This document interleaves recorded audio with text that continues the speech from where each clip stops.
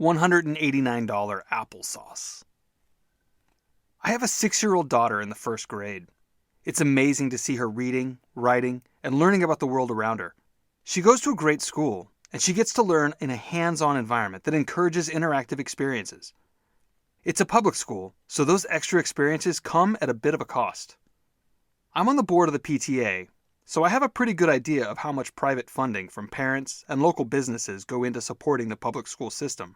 I'm grateful that I live in a community that is willing to generously contribute and support our school beyond the taxpayer-funded curriculum. Last week, my daughter's class got to learn about the folklore legend Johnny Appleseed, a barefoot nomad with a metal pot for a hat who planted thousands of orchards across Pennsylvania, Ohio, Indiana, and Illinois. The American frontier and western expansion of the early 1800s might be a heavy history lesson for 6-year-olds, so to help it sink in, the classroom got to eat some applesauce. That is where my wife and I stepped in to help. When buying applesauce for an entire classroom, it is much more cost-effective to buy in bulk, and in my household, that means going to Costco. It was a simple plan. Get in, grab the applesauce, and get out. $189 later, that mission was accomplished. You may be thinking, what kind of applesauce do we buy? Organic, sugar-free, individually jarred, hand-picked and prepared by Argentinian monks with a dash of cinnamon sourced from a 1,000-year-old Sri Lankan cinnamon farm. Just kidding. We're not gourmet, and we're not particular about the brands we consume. The applesauce was only $10. I did, however, find some other much-needed groceries that were not on our list, and a few impulse purchases like a new protein shake to help me lose weight, a stack of paper plates, golf balls, and even a Christmas present for the kids. The problem here is how I shop when I'm at Costco. I'm a sucker for free samples and bulk discounts. Just because I wrote a personal finance book about living on a budget and the psychological reasons why that is so difficult does not make me impervious to the challenges we all face. This is why I try to avoid latte shaming and making people feel bad about their money choices. So, what is going on at Costco that draws me into these money mistakes even when I absolutely know better? Part of it goes back to the most basic of necessities: food and security.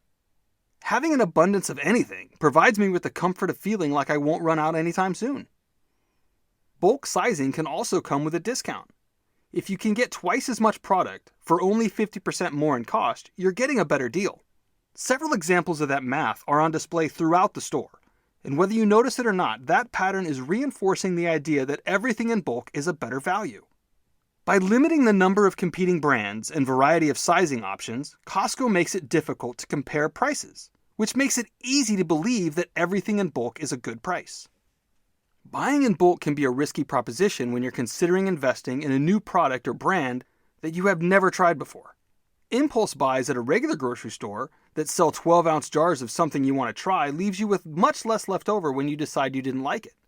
When you make that leap of faith with bulk, it's a much bigger commitment. Don't like it? Congratulations, you've got a year's supply.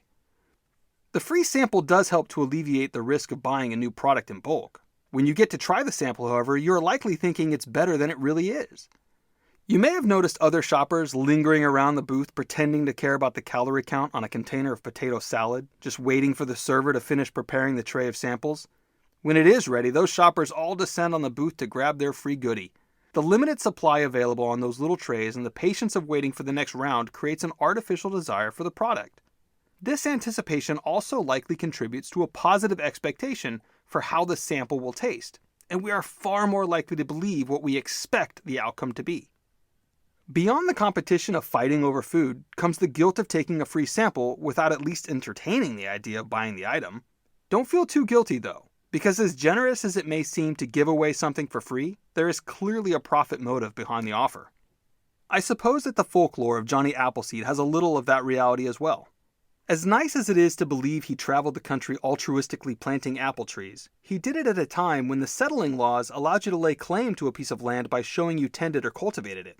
When John Chapman, the man behind the myth, died in 1845, he owned 1,200 acres of land. So how do you overcome the impulse urge at Costco? Go with a plan. Write your list in advance and stick to it. Costco's done you a bit of a favor by only accepting one brand of credit card, but you can protect yourself from yourself by leaving it at home and only taking the cash necessary to buy the things on your list. Well, plus $1.50 for the hot dog and soda.